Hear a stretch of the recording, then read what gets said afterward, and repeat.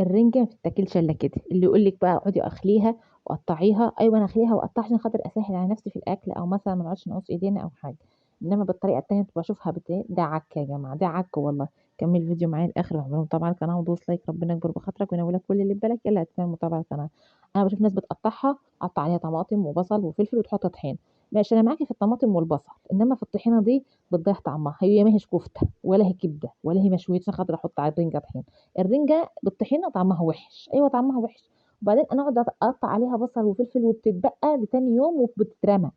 أو إذا بقى عملتِ حاجة بسيطة خالص يعني قطعة صغيرة كده، إنما ما تقعديش تعملي لي الكيلو كلّه رنجة وبصل وعليه بتاع وما حدش ياكل وتغيب شوية البصل طعمه بيتغيّر وكل حاجة طعمها بيتغيّر وترميها خسارة. وبعدين ناس كتير أوي بتحب تعمل زي ما أنا باعمل كده،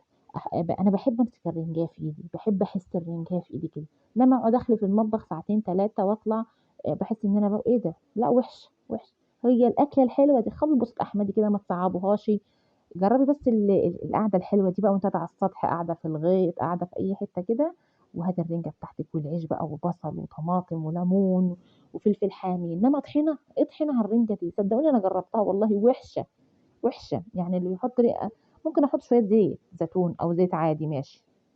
شوفوا الحلويات دي والله كنت وحشاني يا غالية.